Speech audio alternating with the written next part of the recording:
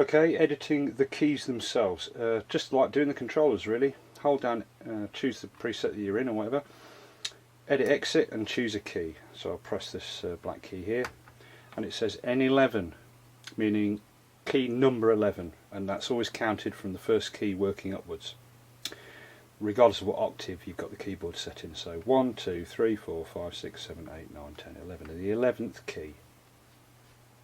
And again, these pots and buttons are used to adjust what this key is doing.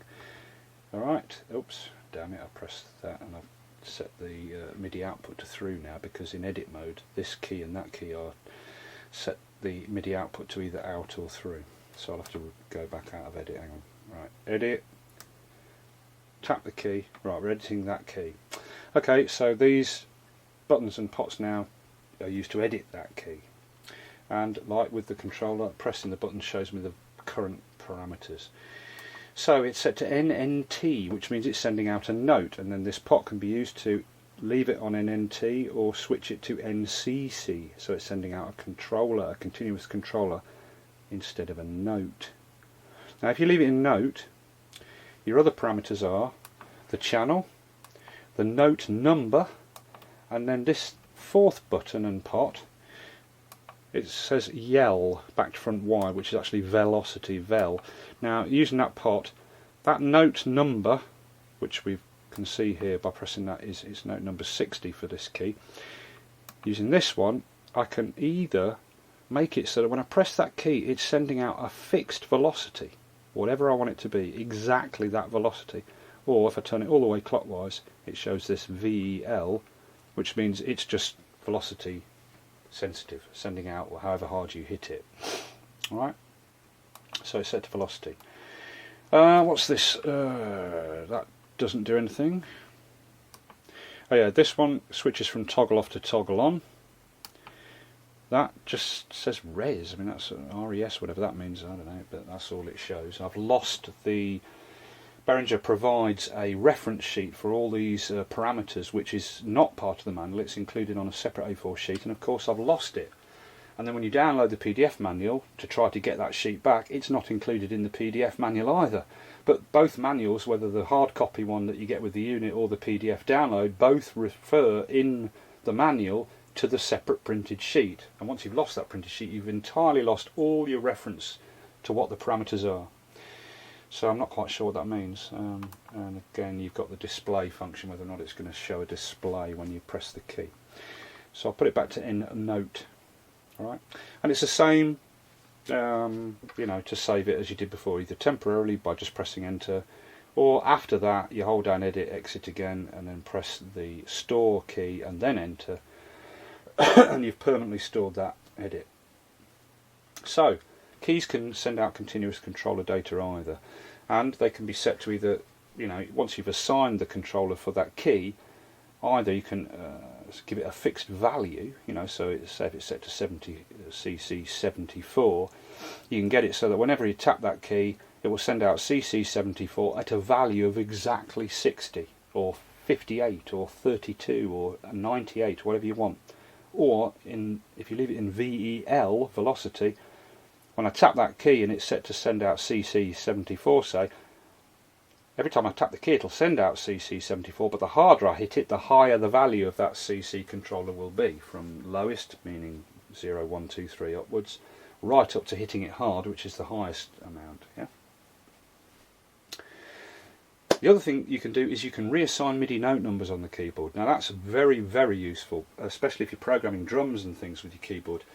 Let's say that your software sampler or your external hardware sampler has got all your drums mapped across it, and you've got percussion drums right up at the top of the keyboard on, you know, somewhere around C5, C6 or something, yeah? But your kick drum is on C1 and your snare's on D1 and your claps are on D sharp 1 or whatever, and you want to be able to play those three percussion samples that are way up on the key map of your sampler, but you want to play them on these three black keys here, just above C1 and D1. Easy peasy. Go into edit, tap that key, which is key number 7. It's set to note, it's set to channel 1, and it's sending out note number 54. Right, out of edit. The second key is sending out note 56, and the third black key is sending out note 99 because I changed it. Alright, so what you could do is, okay, the first black note is sending out 54, second black note is sending out 56, so this third black note would be, if it was assigned chromatically, it would be sending out 58.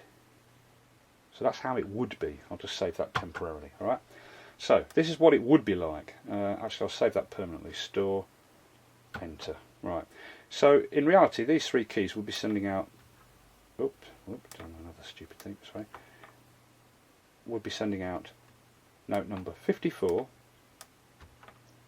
56 and 58. But now I can remap them to play notes on my sampler way higher up the keyboard, but actually on these keys, so I could change them. Look, edit that note, I could make that note 100. Oh, I've lost the edit, haven't I, because I didn't save it. Note 100, which, let's say that the drum that you want to play on this key is on your sampler on note 100. Save it temporarily. Next key,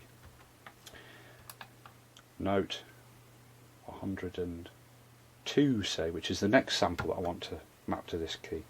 And the third key, which is currently on 58, I'll get that, so it's triggering note number 104, and temporarily save that. Now I'll save the whole lot permanently, edit, exit, store, enter, and they're saved. And now look, that note is sending out note number 100, or sorry, hang on, that key rather is sending out note number 100 instead of 54. That key is now sending out note number 102 instead of 56, and that key is now sending out note number 104 instead of 58. And therefore these three keys will now play note number 100, 102 and 104 on your sampler instead of 54, 56 and 58. Clever, huh? So you can remap the keys as well, which is kind of handy. Okay, now we need to go over to Logic, and I'll show you what I did there.